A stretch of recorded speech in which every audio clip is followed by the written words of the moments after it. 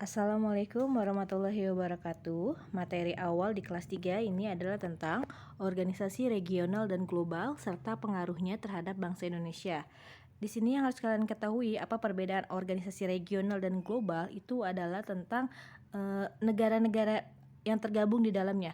Kalau organisasi regional, negara-negara yang masuk ke dalam organisasi tersebut adalah negara yang terletak di wilayah yang sama atau di kawasan yang sama. Sedangkan kalau organisasi global ini negara yang masuk di dalamnya adalah negara yang tidak dibatasi oleh kawasan tertentu atau daerah tertentu. Jadi bebas dari mana saja. Nah, sekarang kita akan membagi materi kali ini menjadi organisasi militer dan juga organisasi ekonomi baik secara regional dan juga global. Oke, yang pertama kita bahas adalah organisasi NATO. NATO atau North Atlantic Treaty Organization. Dari namanya di sini kita bisa ambil kesimpulan ini adalah organisasi pertahanan kawasan Atlantik Utara. Atlantik Utara di mana? Atlantik Utara itu adalah kawasan di antara negara Eropa dan juga negara Amerika. Jadi karena ada Samudra Atlantik di sana, jadi kawasan Atlantik bagian utara. Nah, kenapa ini bisa dibentuk? Ini bisa dibentuk karena pada saat tahun tersebut ini sedang terjadi namanya perang dingin. Jadi di sini Amerika Serikat sebagai lawan salah satu pionir perang dingin di sini merasa khawatir adanya Uni Soviet yang berkeinginan untuk menguasai Eropa, terutama Eropa Timur ya. Jadi karena adanya kekhawatiran tersebut, kalau Uni Soviet melebarkan sayapnya ke daerah seluruh Eropa, maka di sini Amerika bikin pertahanan dengan membuat yang namanya NATO. Nah, di sini kenapa kerjasama sama Eropa? Karena Eropa pun khawatir kalau nanti antara Amerika Serikat dan Uni Soviet terjadi perang nuklir, otomatis yang kena kan bukan cuma Eropa Timur aja punyanya Uni Soviet, tapi hampir satu Eropa bisa kena dampak dari perang nuklir. Makanya di sini kekhawatiran Eropa diambil sama Amerika, makanya Amerika ngajak kerjasama untuk membuat yang namanya NATO. Nah, siapa yang membuat NATO? Yang membuat NATO ini adalah ada 11 menteri luar negeri dari 11 negara. Yang pertama ada Amerika Serikat, pasti karena dia pionirnya. Lalu ada Prancis, Belanda, Belgia, Luxembourg, Kanada, Italia, Portugal, Islandia, Denmark, dan Norwegia. Ini ada bendera-benderanya ya. Dan akhirnya tanggal 4 April 1949 NATO ini resmi terbentuk di Washington, Amerika Serikat. Nah, apa sih tujuan NATO? Tujuan NATO ini adalah menjamin kebebasan dan keamanan negara anggota melalui politik dan militer. Jadi kalau dalam bidang politik, NATO ini mewujudkan yang namanya demokratis untuk mewujudkan kerjasama pertahanan dan keamanan. Jadi dibantulah untuk mewujudkan pertahanan dan keamanan negara-negara anggotanya. Lalu di sini kalau dalam bidang militer, tadi politik ya. Kalau dalam bidang militer, NATO itu membantu untuk mewujudkan perdamaian dunia.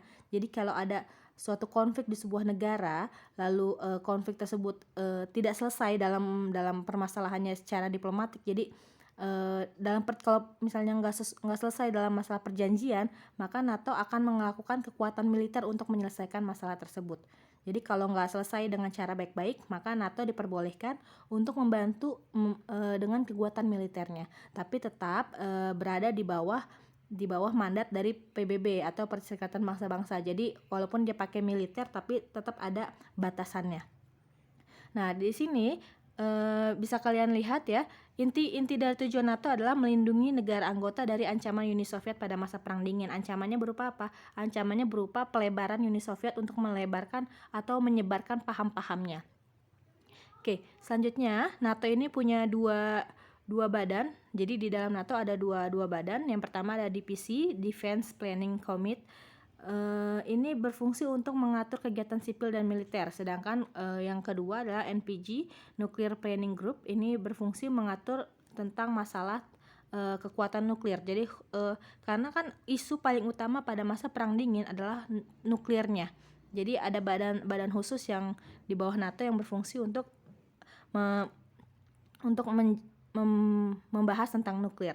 Nah, selanjutnya kan tadi sudah bilang ya, NATO ini adalah organisasi regional karena hanya terbatas di kawasan Eropa dan juga Amerika. Nah, tapi di sini NATO mempersilahkan negara-negara lain untuk ikut ke dalam keanggotaannya. Makanya di sini NATO punya istilah yang namanya partner country. Partner country di sini adalah cara NATO untuk mengajak negara lain supaya gabung ke dalam NATO. Nah, di sini ada beberapa partner country-nya NATO, ada Australia, Jepang, Korea Selatan, dan juga Selandia Baru.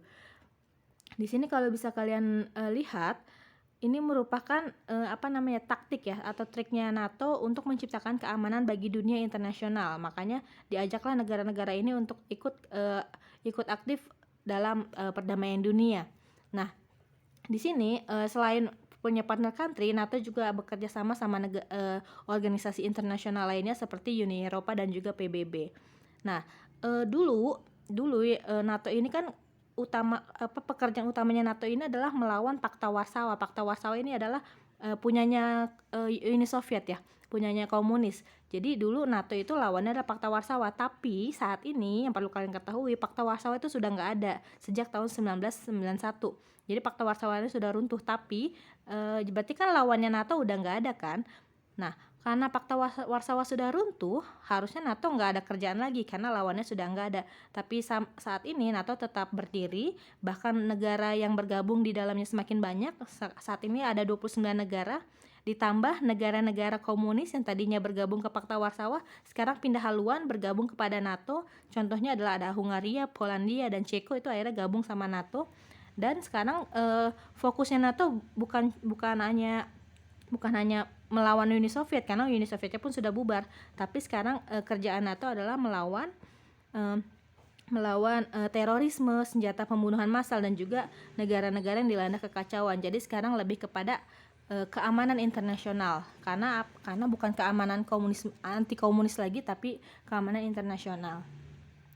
Oke, kita ke organisasi yang kedua. Organisasi yang kedua di sini adalah SEATO, Southeast Asia Treaty Organization. Ini dibentuk tanggal 8 September 54 melalui di Filipina, di Manila khususnya. Ini ada negara-negara yang membentuknya. Ini bisa kalian lihat ya. Southeast Asia artinya kan adalah Asia Tenggara. Jadi harusnya ini adalah organisasi regional di mana anggota-anggotanya adalah negara-negara di kawasan Asia Tenggara. Tapi pada prakteknya negara Asia Tenggaranya justru hanya 2, sisanya ada Amerika, Inggris, Australia, Pakistan, Prancis, Thailand, ya Asia Tenggara, Selandia Baru, dan juga Filipina. Jadi bisa dilihat ini tuh nggak gimana ya, organisasi Asia Tenggara, tapi di dalamnya bukan hanya dua negara Asia Tenggaranya. Apa tujuan dari SEATO adalah memberi bantuan militer kepada negara anggota lainnya yang diserang oleh pihak luar. Jadi mereka saling membantu kalau ada serangan dari pihak luar. Nah, SEATO ini merupakan, sebenarnya siapa sih yang buat SEATO? Yang buat SEATO adalah Amerika Serikat. Karena apa? Karena di sini Amerika Serikat, seperti Ibu bilang tadi ya, ketakutan akan tersebarnya paham komunis. Jadi makanya dia membuat organisasi-organisasi ini, termasuk salah satunya adalah SEATO. Nah, ketakutan Amerika Serikat di sini di Asia Tenggara dia lebih takut lagi. Karena apa? Karena di Asia Tenggara itu ada 2 negara komunis yang besar. Jadi komunisnya nggak kecil. Yang pertama adalah Tiongkok atau Cina, dan yang kedua adalah Vietnam. Nah, dua negara ini merupakan negara yang termasuk dikhawatirkan penyebaran komunisnya ke luar negara tersebut. Jadi makanya di sini Amerika membuat SEATO. Nah, lalu selanjutnya di sini tahun 1955 yang harus kalian ketahui, SEATO mengadakan pertemuan pertama di Bangkok untuk membentuk struktur militer. Tapi ternyata walaupun sudah dibuat struktur militer, keberadaan militernya SEATO ini nggak pernah kelihatan hasilnya. Justru mereka cuma latihan-latihan, tapi nggak pernah kelihatan bentuk dari latihannya, mereka ngapain aja nggak pernah kelihatan. Justru daripada militer, kebanyakan kerjaan SEATO itu lebih banyak untuk memperbaiki keadaan ekonomi negara-negara anggota. Jadi kalau militernya mereka nggak terlalu bekerja.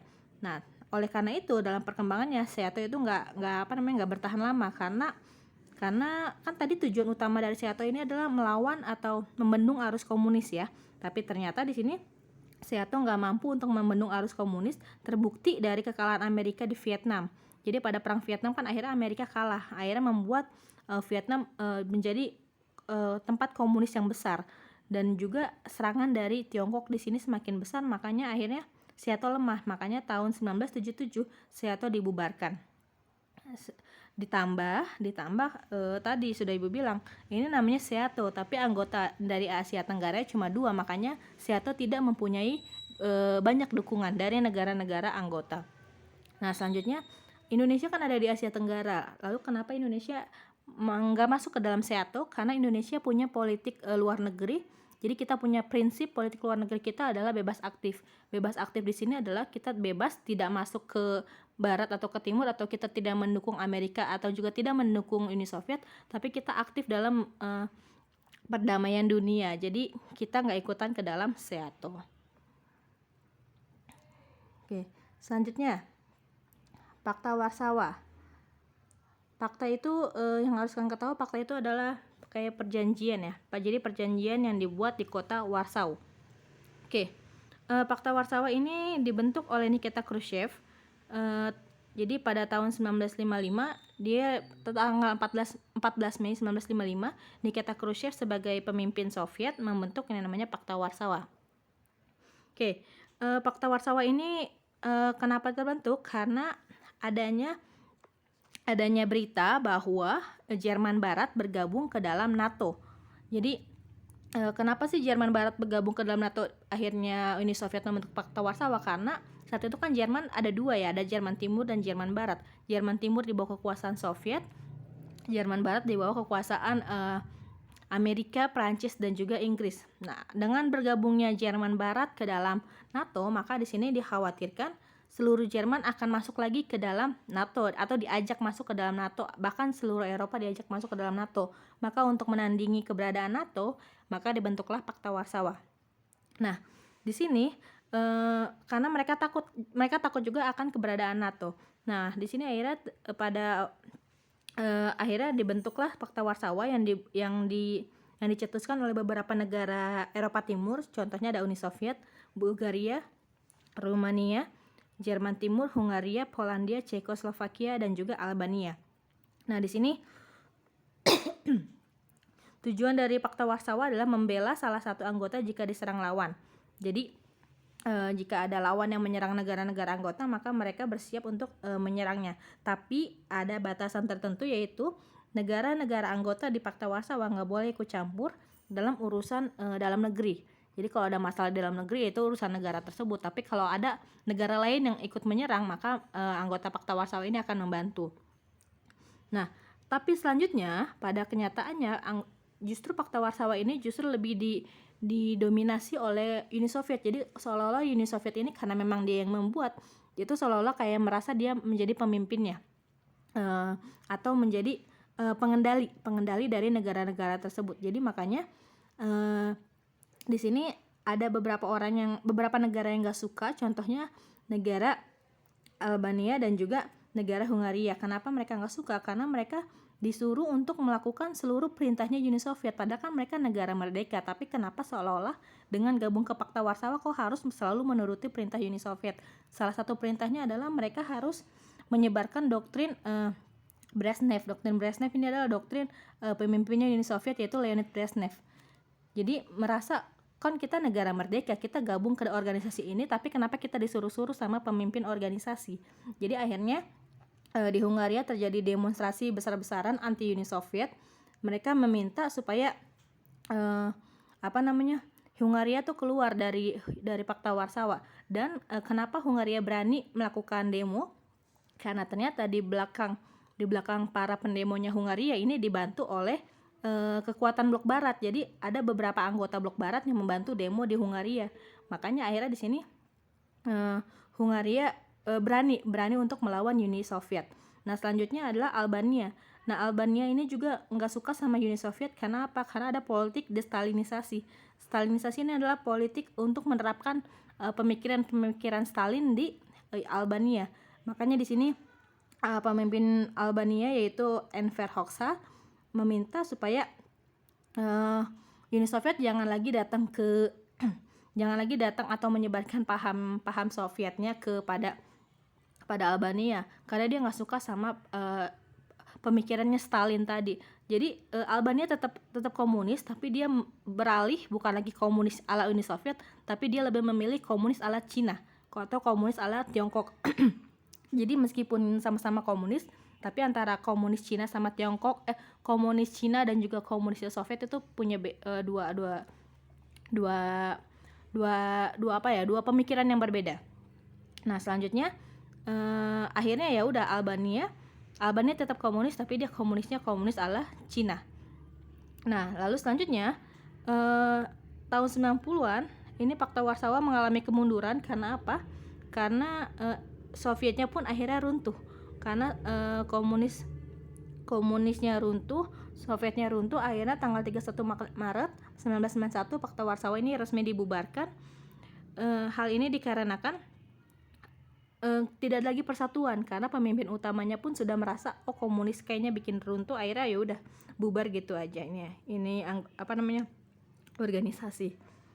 Oke, selanjutnya CENTO, Central Treaty Organization. Ini adalah organisasi di kawasan Timur Tengah. Oke.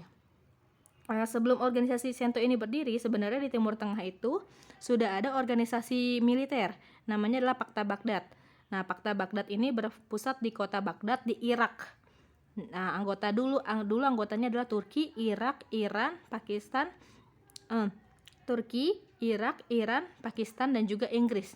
Tapi karena adanya permasalahan di negara Irak, jadi di Irak ada masalah dalam negeri, maka tahun 1958 Irak keluar dari Pakta Baghdad.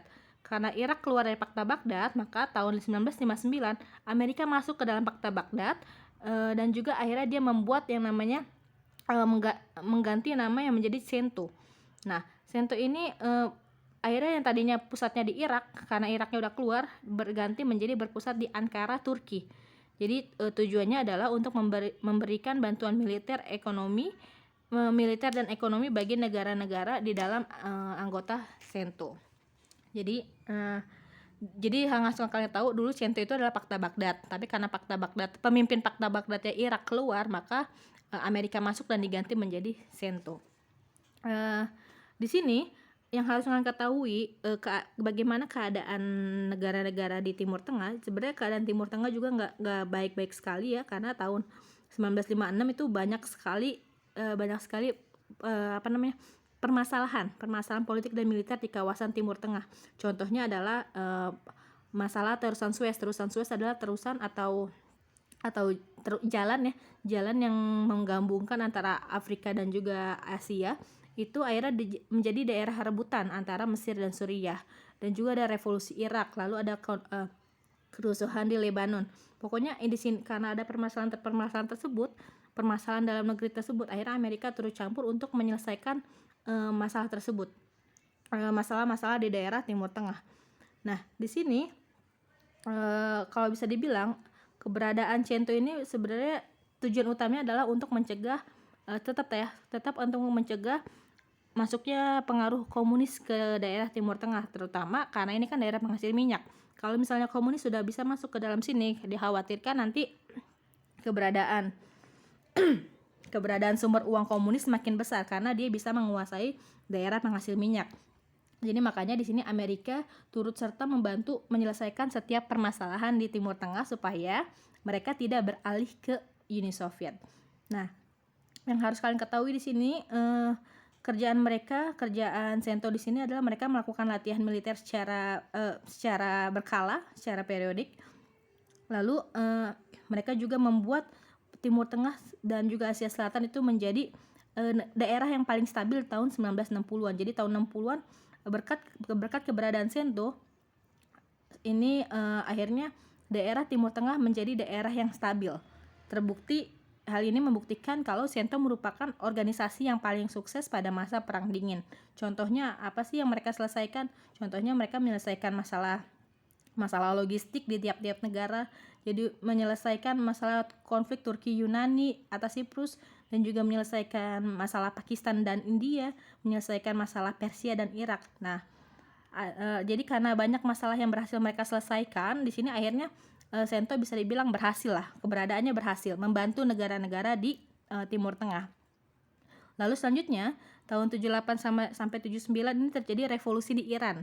Karena terjadi revolusi tersebut akhirnya banyak perubahan-perubahan di dalamnya, akhirnya menyebabkan Iran merasa ya udah karena kita udah damai, negaranya udah damai, tapi kan dia udah nggak punya konflik sama negara lain, yang ada adalah konflik di dalam negaranya, makanya akhirnya dia memilih ya udah kita lebih baik keluar aja dari CENTO. Karena apa? Karena ini masalah dalam negeri. Akhirnya karena banyaknya anggota yang keluar dari CENTO dan CENTO merasa sudah bisa hidup mandiri karena dia nggak punya konflik sama negara lain, makanya banyak negara-negara anggota CENTO ini membubarkan diri, ya, karena dia nggak punya konflik lagi sama negara lain, tapi konfliknya di dalam negaranya sendiri. Jadi makanya karena konflik di dalam negara sendiri, mereka nggak butuh bantuan orang lain, mereka akhirnya keluar dari organisasi ini. Maka selanjutnya tahun 79 CENTO secara resmi dibubarkan. Oke, organisasi terakhir akan kita bahas dalam bidang militer ini adalah ANZUS, yang terdiri dari Australia, New Zealand, dan juga United States atau Amerika Serikat. Nah, di sini bisa kalian lihat ya, pendiri dari Australia Perry C. Snyder, Selandia Baru C.A. Berenson, dan juga pendiri-pendiri dari Amerika Serikat. Alasan utama didirikannya ANZUS ini adalah karena Amerika pernah membantu Australia untuk mengalahkan Jepang dalam Perang Dunia II. Jadi karena adanya bantuan Amerika terhadap Australia, akhirnya di sini dibentuklah aliansi pertahanan, organisasi pertahanan ANZUS. Dan untuk dapat menjaga, dan intinya adalah organisasi ini bertujuan untuk menjaga dan menjamin keamanan di daerah Asia Pasifik. Jadi apa saja kerjanya adalah saling membantu dalam mencegah kedatangan lawan baru, lalu mengkoordinasi pertahanan bersama, lalu membendung pengaruh komunisme, lalu selanjutnya meningkatkan kerjasama militer, dan yang selanjutnya adalah keterikatan antar anggota menghadapi berbagai serangan senjata. Jadi organisasi ini bertujuan untuk intinya menjaga keamanan dari serangan lawan maupun serangan komunis. Nah, tapi di sini tahun 1985 Selandia Baru akhirnya keluar dari ANZUS ini. Karena apa? Karena ternyata di dalam anggota ANZUS yaitu Amerika Serikat dan Australia, mereka setuju untuk menggunakan nuklir sebagai senjata perang. Sedangkan Selandia Baru itu menyatakan daerahnya adalah daerah Zovan. Zovan itu adalah daerah aman, jadi zone of peace, di mana Selandia Baru menyatakan daerahnya adalah daerah bebas nuklir. Jadi dia tidak mengizinkan di atas langitnya itu berterbangan nuklir. Karena dia nggak setuju sama sikap Amerika dan Australia, akhirnya di sini Selandia Baru keluar karena dia nggak setuju untuk pemakaian nuklir sebagai senjata perang. Nah, selanjutnya di sini